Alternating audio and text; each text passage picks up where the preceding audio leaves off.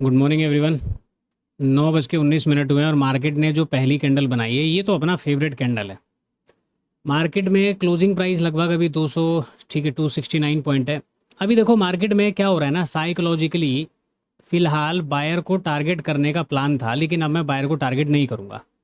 मैं अपॉर्चुनिटी को आइडेंटिफाई करूँगा कि मार्केट में अपने को कॉल साइड का कोई रैली वगैरह मिले, क्योंकि डाउन साइड जो मार्केट ने जो ये कैंडल बनाया है ना ऊपर से, ऐसी कैंडल गैप अप के केस में नहीं बननी चाहिए थी यदि मार्केट में कोई सेलर वगैरह बैठे होते।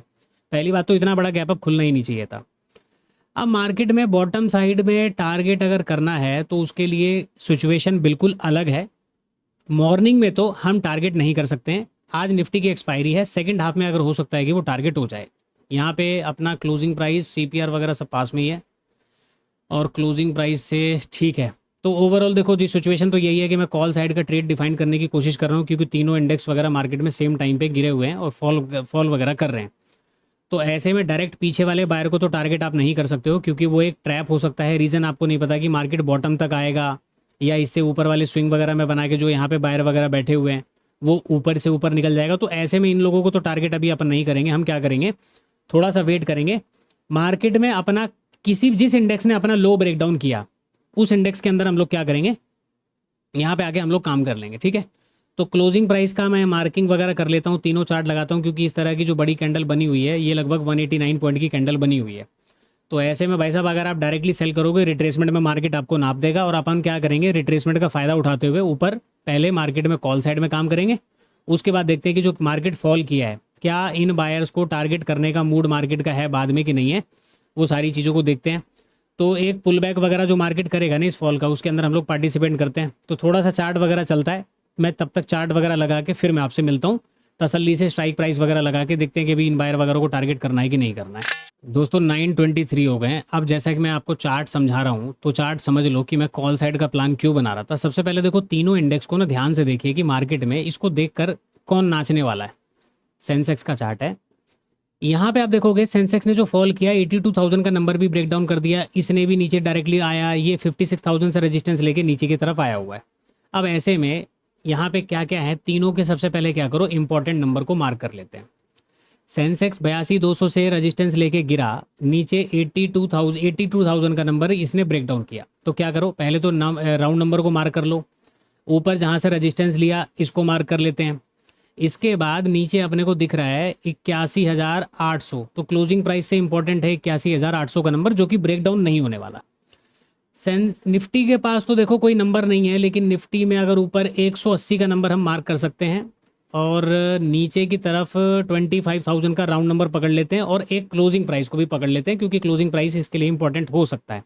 हालांकि क्लोजिंग प्राइस का ब्रेकडाउन अभी होना नहीं है, जिस हिसाब से पहली कैंडल बनी है।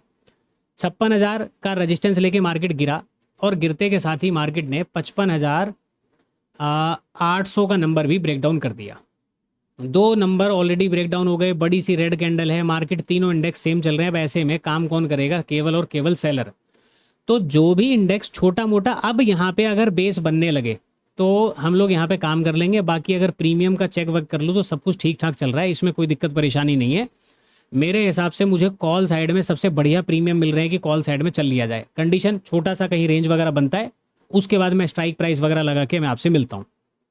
9:29 हो चुके हैं। अभी मार्केट में होना क्या है, मार्केट की जो कहानी है, ये जो इस प्रकार की जो कैंडल मार्केट में बनी हुई है, बड़ी सी कैंडल, पहली कैंडल बन गई, उस कैंडल के बाद धीरे धीरे मार्केट ने यहाँ पे गिरावट अपना एक दिखा रहा है, ठीक है, थोड़ा सा ठहराव मार्केट के अंदर आया हुआ गिरावट दिखा रहा है। अब यहाँ पे क्वेश्चन क्या है इंपॉर्टेंट, इन तीनों इंडेक्स में सेम टाइप का फॉल आया हुआ है और तीनों इंडेक्स में गैप अप मार्केट में दिया गया। पहली बात, ये जो गैप अप था, ये गैप अप क्यों हुआ, ये जो दूसरी कैंडल बनी बड़ी सी, ये बड़ी कैंडल क्यों बनी, और बड़ी कैंडल के बाद ये छोटे छोटे जो रिजेक्शंस कैंडल आपको दिख रहे हैं, ये क्यों दिख रहे हैं। अब यहाँ पे पॉसिबिलिटीज क्या है, पहले तो पॉसिबिलिटीज की बात कर लेते हैं। तीनों इंडेक्स में से अगर क्लोजिंग प्राइस आप देखोगे तो निफ्टी और बैंक निफ्टी का क्लोजिंग प्राइस पास में है। तो मे भी हो सकता है कि दोनों अपना कोई क्लोजिंग प्राइस वगैरह का ब्रेकडाउन करें, शायद वो बैंक निफ्टी कर सकता है, निफ्टी कर सकता है। सेंसेक्स का क्लोजिंग प्राइस दूर है, तो मैं मानता हूं कि ये क्लोजिंग प्राइस का ब्रेकडाउन वगैरह ना करे, या तो ये इस रेंज में अपने आप को ऐसे करके ठहरा ले, या फिर हल्का फुल्का डाउन साइड का कोई मोमेंटम करे, क्लोजिंग प्राइस तक ये हो सकता है कि ना पहुंच पाए। अब दोनों अगर इंडेक्स में से कोई इंडेक्स या दोनों इंडेक्स क्लोजिंग प्राइस का ब्रेकडाउन करते हैं, या कोई इंडेक्स क्लोजिंग प्राइस का ब्रेकडाउन करके कोई इंडेक्स क्लोजिंग प्राइस का सपोर्ट लेता है, तो ऐसे में वो सपोर्ट जो है वो क्लोजिंग प्राइस का काम करेगा। ठीक है,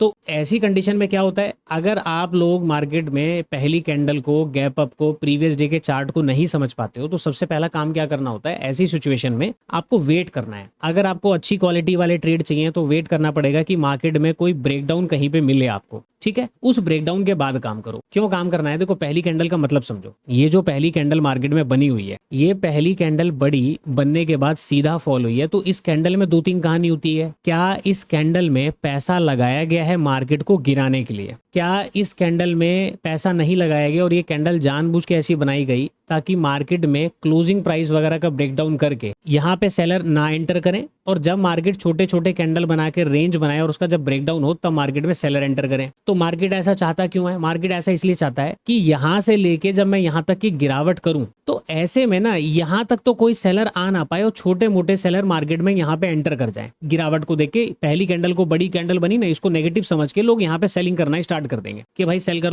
लो, मार्केट गिर गया। ऐसे में मार्केट या तो पुल बैक कर सकता है या मार्केट रिकवर कर सकता है। तो वहां पे क्या हो जाओगे, आप ट्रैप हो जाओगे। तो बेटर क्या है, अगर आपको ट्रेड बनाना है लॉन्ग साइड का, तो इंतजार करिए मार्केट में प्रॉपर तरीके से किसी जोन का ब्रेकडाउन हो जाए, यहाँ पे किसी जोन का ब्रेकडाउन हो जाए, कोई इंडेक्स सपोर्ट वगैरह लेना शुरू करे, तब जाके जब आप मार्केट में काम करोगे तो आपका पैसा वहां पे बन सकता है। प्रीवियस डे के चार्ट में मार्केट में बाइंग वगैरह की एक्टिविटी हुई है, तो यहाँ पे बायर्स वगैरह मार्केट में बैठे हुए हैं। ऐसे में मार्केट गैप अप खुला और गैप अप खुलते ही एक बड़ी सी रेड कैंडल मिल गई, और उसके बाद अगर मार्केट जब जोन वगैरह ब्रेकडाउन करेगा तो ऐसे में क्या हो सकता है, बायर्स वगैरह मार्केट में टारगेट हो सकते हैं, बायर्स वगैरह को मार्केट निकालेगा, देन उसके बाद ही हो सकता है कि मार्केट कंटिन्यू वगैरह करे। ये बात आपको दिमाग में बिठा के चलनी है। ठीक है, तो ये अगर छोटा मोटा ब्रेकडाउन वगैरह भी करता है तो उसके बाद मार्केट के अंदर आप लॉन्ग साइड का अगर पोजीशन बनाते हैं, कहीं पे ये ब्रेकडाउन मिल जाए, ये मिल जाए कहीं पे भी, उसके बाद वो थोड़ा सा आपका सेफ रहता है। डायरेक्टली बनाओगे तो मार्केट में फिर हो सकता है कि वो ये डायरेक्टली चला भी जाता है और कई बार मार्केट आपको रिट्रेसमेंट में निकाल भी देता है। तो ओवरऑल अभी तक हमने जो चार्ट समझा उसमें हमें ये करना है, पीछे निफ्टी के अंदर जो बायर हैं, एक्सपायरी वाले दिन में मुझे नहीं लगता कि आज 11:30 बजे तक कम से कम आप इसको टारगेट कर पाओगे। तो इसका मतलब है कि मार्केट में जो सेलिंग हुई है वो कंटिन्यू नहीं करेगी। तो अभी हम लोग क्या करेंगे, मार्केट में कॉल साइड की अपॉर्चुनिटी को आइडेंटिफाई करते हैं। जिस हिसाब से तीनों इंडेक्स ने फॉल किया है, मुझे लगता है कि मार्केट में एक रिकवरी होनी चाहिए, एक रिट्रेसमेंट होना चाहिए। अब उस रिट्रेसमेंट में अगर पैसा बन जाए तो अच्छी बात है। तो चलो, वैसे तो मैं बैंक निफ्टी में काम करने वाला हूँ, स्ट्राइक प्राइस वगैरह लगा के कहीं पे कोई एंट्री वगैरह मैं प्रॉपर करता हूँ, तो मैं आपको आगे की चीज़ें अपडेट करता हूँ, देखते हैं कि क्या होता है। यहाँ पे हम लोगों ने कॉल साइड का एक एंट्री कर लिया छोटे से ब्रेकडाउन के बाद। अभी हम छोटा सा यहाँ पे प्लस में चलना स्टार्ट हो चुके हैं। 1000 क्वांटिटी के अंदर मैंने ट्रेड किया हुआ है। अब ओवरऑल देखो, छोटा सा ब्रेकडाउन और उसके बाद मैंने यहाँ पे कॉल साइड के अंदर जो काम किया, ये एक छोटा सा रिस्की ट्रेड भी हो सकता है मे बी, क्योंकि मार्केट में क्या हो रहा है ना, अगर मुझे 200 पॉइंट की रैली कैप्चर करनी है तो यही एक मौका है। मार्केट में 200 पॉइंट, 190 पॉइंट अगर मिल गया तो ठीक है। बाकी अगर निफ्टी और बाकी के चार्ट को समझ लेते हैं। देखो, अगर ये जो क्लोजिंग प्राइस का जो चार्ट आपको दिख रहा है कि पीछे क्लोजिंग प्राइस वगैरह मार्केट में पड़े हुए हैं, मार्केट में भी हो सकता है कि ब्रेकडाउन वगैरह कर देता, और ब्रेकडाउन वगैरह कर देता तो भी हम कॉल साइड में लेते। लेकिन आज ना पॉसिबिलिटीज़ कम है कि ये क्लोजिंग प्राइस मॉर्निंग में ब्रेक करे। उसके पीछे का कारण है, वो मैं कारण आगे समझाता हूँ। अगर मार्केट में 70 से 75% का रिट्रेसमेंट कंप्लीट हो गया बैंक निफ्टी में, मैं मानूंगा मेरा जो ट्रेड है वो सफल हो गया और मैं ट्रेड में पैसा बना के निकल जाऊंगा। उसके अलावा बैंक निफ्टी के चार्ट को अगर मैं देखूं और मैं आपको यहाँ पे समझाऊं, देखो बैंक निफ्टी का केवल इकलौता चार्ट है जहाँ पे प्रीवियस डे के अंदर बाइंग मार्केट ने क्या किया, यहाँ से एक छोटी सी रैली करी, छोटा मोटा मार्केट ने फिर यहाँ से क्या किया, प्राइस एक्शन बना के ब्रेकडाउन किया, और ब्रेकडाउन के बाद पूरे दिन मार्केट ने यहाँ पे साइडवेज काम किया, जिसके अंदर बायर और ऊपर की तरफ सेलर वगैरह मार्केट में आ जाते हैं।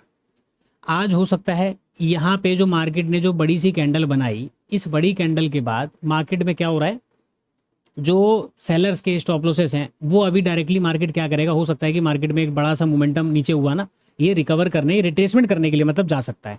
रिट्रेसमेंट का मतलब होता है अगर छोटी छोटी कैंडल बना के प्राइस यहाँ पे गिरता इस तरीके से, तो मार्केट में क्या होता, सेलर वगैरह मार्केट के अंदर आते हैं। लेकिन जो बड़ी कैंडल बनी है, इस कैंडल के बाद यहाँ पे जो सेलिंग हुई है ना, इसमें सेलर मार्केट में आना शुरू करेगा नेगेटिविटी को देख के, डे लो का ब्रेकडाउन के बाद। तो यहाँ पे सेलर वगैरह मार्केट के अंदर आ चुके हैं, और कई बार मार्केट होता है कि इस तरीके के मोमेंटम करके मार्केट ऊपर निकलता है। और ये रही बात पीछे के बायर की, आज हो सकता है मार्केट इसको ना निकाले, छोटा मोटा रैली वगैरह करके जो ऊपर प्राइस आ रहा है, और यहाँ से जो बड़ी कैंडल बनी है बस इसी के रिट्रेसमेंट को देखते हुए कि प्राइस ने छोटा सा मोमेंटम किया। अब ये मार्केट में क्या होना चाहिए, जो रैली हुई है इसका लगभग मार्केट 70-75% का अगर कवर कर देता है तो अपने को 200 पॉइंट का मोमेंटम अगर बैंक निफ्टी में मिल गया तो कॉल साइड के प्रीमियम बहुत तेजी से बढ़ेंगे और हमारा टारगेट यहाँ पे कंप्लीट हो जाएगा। नीचे के लेवल को छोड़ देते हैं अभी मार्केट हो सकता है कि ब्रेकडाउन ना करे, मार्केट में छोटा सा कोई कॉल वॉल की रैली वगैरह कंप्लीट हो जाती है, उसके बाद धीरे धीरे करके जब प्राइस ऊपर जाएगा तो बायर वगैरह ऑलरेडी आ चुके होंगे यहाँ पे, ऐसा मैं मान के चलता हूँ। इस चार्ट में वापस आ जाते हैं तो यहाँ पे देखो जी, हमने कॉल साइड का जो ट्रेड लिया हुआ है इसको देखते हुए तो अभी मार्केट हो सकता है कि ब्रेकडाउन वगैरह ना करे, और रिट्रेसमेंट वगैरह के चक्कर में जो हम लोग हैं मार्केट में, अगर ये ब्रेकडाउन वगैरह कर जाता है तो हम लोग स्टॉप लॉस लेके निकल जाएंगे। अदरवाइज हम मार्केट के अंदर पूरा वेट करने वाले हैं कि मार्केट कहाँ तक ऊपर जाएगा। अभी हम लोग आ चुके हैं 43-45 के आसपास, तो ठीक है, मेरे हिसाब से ट्रेड ये चल जाना चाहिए कि एक रिट्रेसमेंट में हम लोग प्रॉफिट वगैरह बुक करके निकल सकते हैं। अब इस ट्रेड का क्या होता है, मार्केट में ये जो मोमेंटम हुआ है ये कंटिन्यू करेगा या मार्केट यहाँ से नीचे की तरफ गिर जाएगा, वो सारी चीज़ों को आगे हम देखते हैं। यहाँ पे देखिए 133, 134 यानी कि 130-134 रुपये का प्रीमियम हमने कॉल साइड के अंदर कैप्चर कर लिया है। और मार्केट के जो मोमेंटम है वो नॉन स्टॉप मोमेंटम ऊपर की, हालांकि एक रेड कैंडल बनी थी लेकिन जिस हिसाब से कैंडल बनी थी मैं वेट कर रहा था कि एक मोमेंटम और होगा, वो मोमेंटम हो चुका है। तो देखिए 140, 140, 145 रुपये का प्रीमियम छोटे से मोमेंटम में हम लोगों ने कैप्चर किया और यहाँ पे 200 से ज़्यादा का रैली नहीं हुआ है, 200 से कम रैली के अंदर जो प्रीमियम अपने को मिल रहे हैं 135-140 रुपये के मिल चुके हैं। तो चलो हमारा जो कोटा था वो कोटा पूरा हो चुका है। अब कहीं पे एक आधा रेड कैंडल वगैरह दिखती है तो साइन देखकर फिर मैं अपने ट्रेड को यहाँ से एग्जिट करता हूँ, फिर मैं आपको बताता हूँ कितना इस ट्रेड में हम लोग लेके जा पा रहे हैं।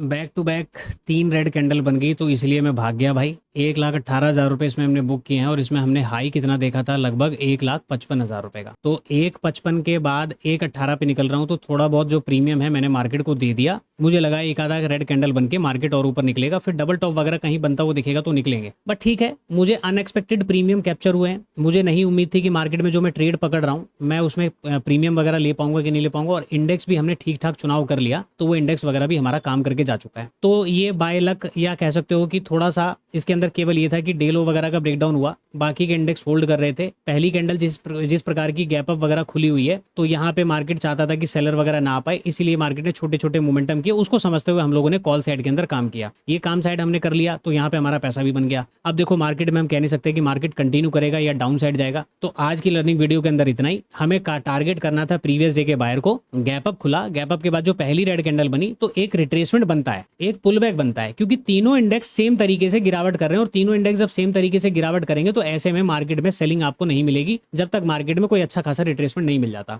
उसी रिट्रेसमेंट की देखते हुए चीजों को हम लोगों ने काम किया और हमारा यहाँ पे काम कंप्लीट हुआ। आज की वीडियो के अंदर इतना ही, मिलते हैं किसी नेक्स्ट लर्निंग सेशन के अंदर। इस वीडियो के अंदर अगर आपके कुछ डाउट हो, कुछ कमेंट हो कि आपको कुछ चीज समझ में ना आई हो तो वीडियो में कमेंट कर देना, मैं कल की वीडियो के अंदर मैं आपको एक्सप्लेन कर दूंगा।